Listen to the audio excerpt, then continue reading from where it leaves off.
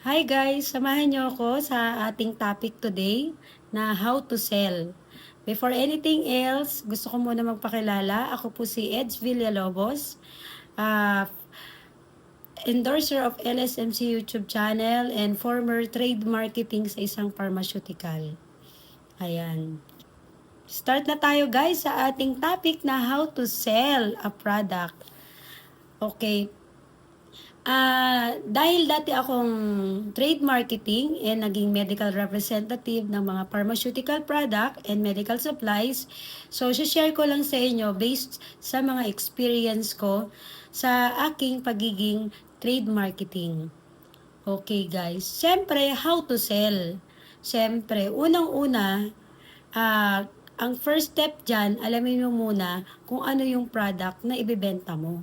O, di ba? Interesting. Okay, first, know your product. O, di ba?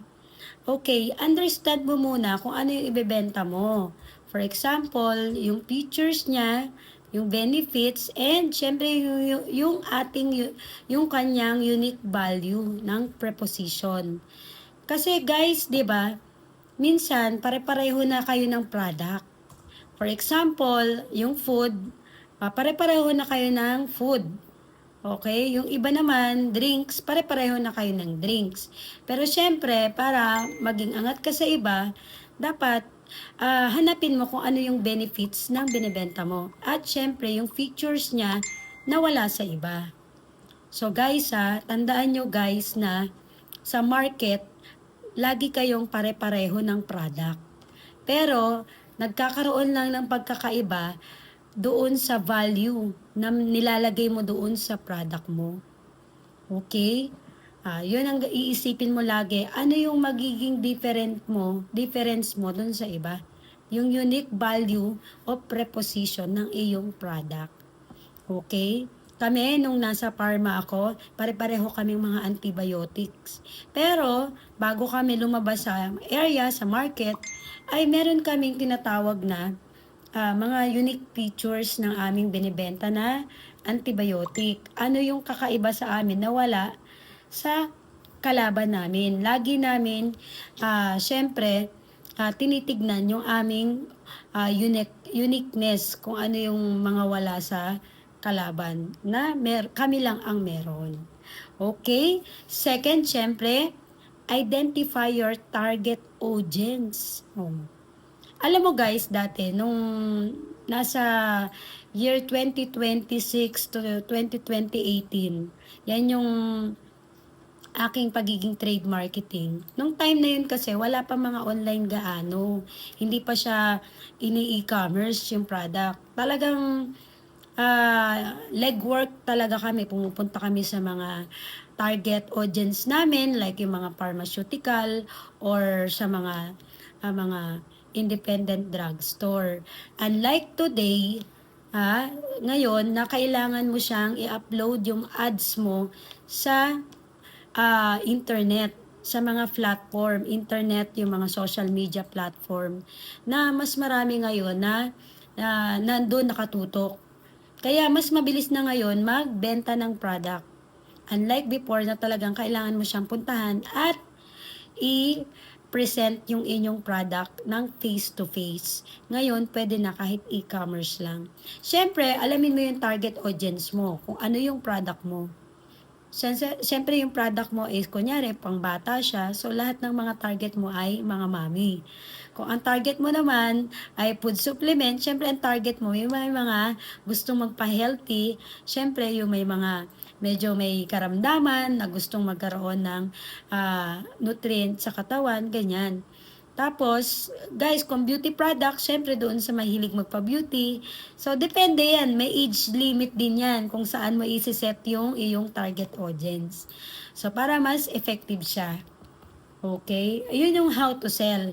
And also, set a competitive price.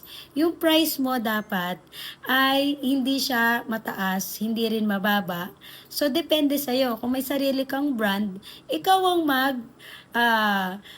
siyempre ikaw yung magbibigay ng sarili mong price. Pero kung nakikiangkat ka lang at may brand na talaga yung iyong binibenta, siyempre level lang doon sa brand na binibigay ng pinaka-may-ari ng brand na binibenta mo. Unlike kung may sarili kang brand, wala kang magiging problema sa price war. Sarili mo yung iyong price, 'di ba?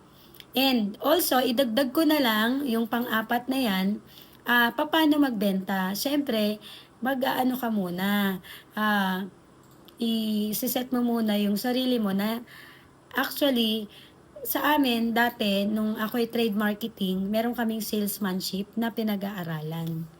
So, ayan guys, idadagdag ko na lang yan sa ating discussion ngayon ha. Eto na guys. Ito na yung sinasabi ko sa inyo na pang-apat. Ito na yung sales process. Siyempre, sa sales process, meron kang build rapport na tinatawag. Kasi alam nyo po, sa pagbebenta, kailangan hindi kayo hard sell. Hindi nararamdaman ng kausap nyo na binibentahan nyo siya. Dahil the more na mararamdaman ng kausap nyo na binibentahan nyo siya, the more na lalayo siya sa inyo. 'Di ba? Ganun yun guys. Kaya, ang ginagawa po namin dati, nung trade marketing po ako, unang-una, nagbibuild kami ng rapport. 'di ba? Inaalam namin kung kailan ang birthday nila, inaalam namin kung ano yung mga hobbies nila, inaalam namin kung ano yung mga hilig nila. At syempre, kami, inaalam din namin kung ano yung mas magandang choice of word na pwede naming sabihin sa kanila. Para at least hindi tayo, kumbaga sa ano yung iba kasi parang feeling nila, hinuhuli mo sila, ganyan. May mga choice of word po tayo na gagamitin at inire-replace natin kung ano yung mga gusto nilang sabihin at problem nila. Replacing at syempre magcho-choice tayo ng word, choice of word. Yan. Ayun guys, no, yun yung sinasabi nating build rapport. Siyempre, yung build rapport, hindi lang siyempre yung nakikipagkaibigan tayo. Siyempre, ini-establish din natin yung trust natin. Yung trust nila sa atin at trust natin sa kanila about dun sa product, no? Siyempre, hindi natin agad-agad na kukuha yung trust. Bale, siyempre, dadaanin muna natin sa pag-visit sa kanila. Doon nila makikita na talagang nandun yung iyong deserving ka sa trust nila. Okay? And also, yung connection sa isa't isa. Magkakaroon kayo ng connection sa isa't isa. Hindi lang bilang isang customer na bibentahan mo siya, kundi isang kaibigan. Yun yung tinatawag na long-term partnership na tinatawag. Kasi meron kasing short-term partnership, ito yung bumibili ng mga end user na bibili lang sa'yo. Pero meron kasing tinatawag na long-term partnership, ito yung tinatawag na suki, yung bumabalik-balik sa'yo. Hindi dahil sa product, dahil doon sa pakikipagkaibigan mo sa kanya. And syempre, mas maganda kung dahil na rin sa product, kung effective ang product mo at nakakatulong sa kanya o nagiging solution problem sa kanya yung product mo. Highlights, benefits. Ano ba yung highlights, benefits na yan, guys? Siyempre, guys, kung nag-offer ko o nagtitinda ka ng isang product, siyempre, guys, i-highlight mo yung kanyang features. 'Di ba? Yung benefits niya. Sabihin mo kung ano yung mga benefits na pwede niyang magamit sa pang-araw-araw niya. Yan yung tinatawag na economical benefits na para mas mas maintindihan niya kung ano yung benepisyo na makukuha niya doon sa product na bibilhin mo sa kanya.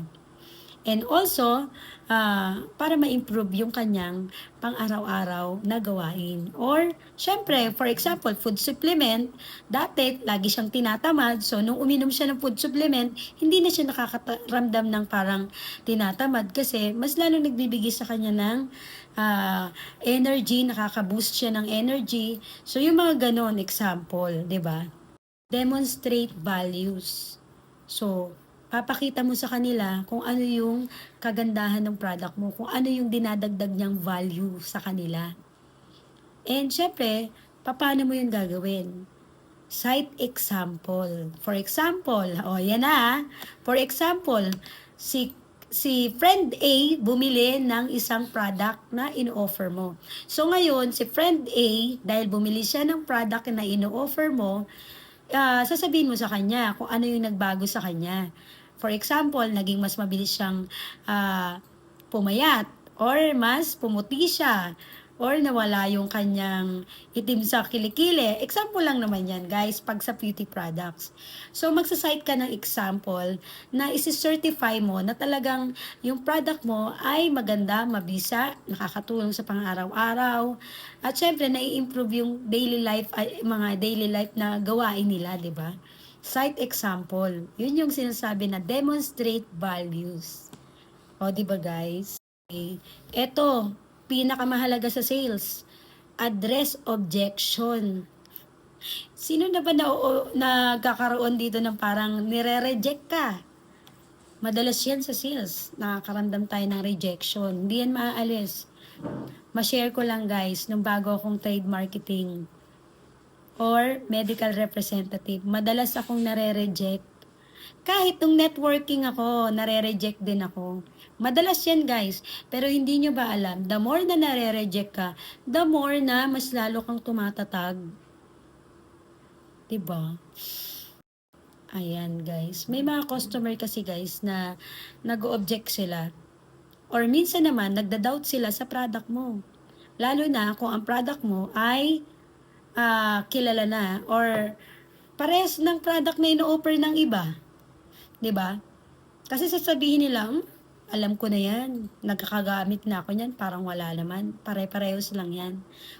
Paano mo yun sasabihin kung pare-parehos lang? Paano mo siya tatapatan? Guys pagka may mga objection na mga customer, wag yung aawayin. Lalo kayong lalayuan ng customer. Ganito lang ang step dyan. For example, may nag-object sa inyo, i-rephrase nyo lang yung sinabi niya na pare-pareho lang yan. Tapos, sa kakampihan mo siya. Kakampihan. Kumbaga sa pupunta ka dun sa side niya. Huwag mo siyang i-kokontrole na parang kokontrahin, ganun. Ang sasabihin mo sa kanya, ganito ang example niyan, guys. Oo nga ma'am, no? Pare-parehas na. Maraman na rin parehong ganitong product. Actually, ma'am, ako din ganyan minsan na pag may nag-offer sa akin, pare-parehas na. Pero after nyan, magkakaroon ka na ng, magsasite ka na ng example. O sabihin mo ganito.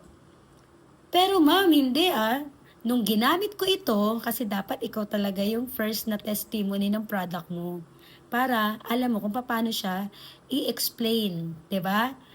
Ma'am, nung ako ang nakagamit niyan, kakaiba yung naramdaman ko kaysa dun sa dati kong gamit na sinasabi ninyo. Opo. Ngayon, saka mo siya ka-questionin na mag-ask ka ng question na, ma'am, paano niyo po ba ginamit yung product? Tuloy-tuloy po ba kayo? Consistent po ba kayo sa product na ginagamit ninyo? Ano pong nangyari? 'Di ba? Kasi minsan, may mga product na pare-parehas, pero pare-parehas din yung ginagawa nila. Pare-parehas na hindi sila nagko-continue dun sa product. Kaya hindi nila nakikita yung result. Yun yung sinasabi nila na pare-parehas lang na walang result. Kasi hindi nila kino-continue yung product. Minsan 1 week lang, tapos stop na sila. So, ganun din yung ginagawa nila dun sa mga susubukan nila. Susubukin pa nila na hindi stop lang sila. Kasi, kung consistent ka sa ginagamit mong product, doon mo malalaman kung talagang effective yung product. Tama ba, guys? Close the sales. Paano ka ba mag-close ng sales? Okay. Ang pagko-close ng sales, ito na yung kumbaga sa sales, ito na yung pinaka-last kung makakabenta ka ba o hindi. Kung nakuha mo ba yung customer o hindi. 'Di ba? Paano ka magko-close ng sales? Ilan po ba ang o-orderin ninyo? Meron po kami mga mode of payment. Oo. And meron din po kami mga ino-offer na COD O kaya meron kaming COP, as in capital P, COP, ayan. So, magbibigay ka ng mga choices kung paano babayaran, ilan yung order nila, ilan yung quantity, o ilan yung box, ilan yung mother box, ilan yung... Para mas malinaw. Tapos, doon ka na rin magkwenta sa harapan nila para alam nila na talagang kwenta mo isa-isa yung in-order nila. At talaga makikita nila na hardworking ka kasi nakikita nila kung paano ka magtrabaho. O, diba? Ganun lang. At saka, kung magko-close ka ng sales, syempre, huwag mong kalimutan na mag-thank you sa kanila. Mag-thank you ka sa time, sa effort nila, at syempre, doon sa order nila. Kasi doon nila ma-appreciate kung ano yung ugali mo bilang isang ah, agent or isang trade marketing or isang marketer, o 'di ba? Or isang sales staff, sales agent, kung ano yung tawag sa inyo. Kasi yung mga customer na yan, hindi lang yan basta customer. Kumbaga sa ano, ginajudge ka rin yan kung paano ka magsalita, paano ka magbenta, kung minsan, hindi naman talaga sa product. Kung minsan, depende yan sa taong nag-o-offer. Oh, 'di ba? Okay. Sa how to sell, kasama din po ang ating post-sales. Oh, ano ibig sabihin ng post-sales? Ang post-sales, ito yung pagkatapos na ma-deliver yung product. Nakapagbayad na siya. So, syempre, yun yung tinatawag na after sales. Na tinatawag ng iba, after sales. So, paano ba ang process ng after sales? Okay. Ang after sales kasi, pwede mo siyang kamustahin. Kamusta po ma'am ang product na binili niyo sa akin? O, kamusta po yung, for example, kape? O, diba? Kasi lahat ng tao mahilig sa kape. Tanungin mo, ma'am, kamusta po yung coffee na binili niyo sa akin? And then, hingan mo ng feedback.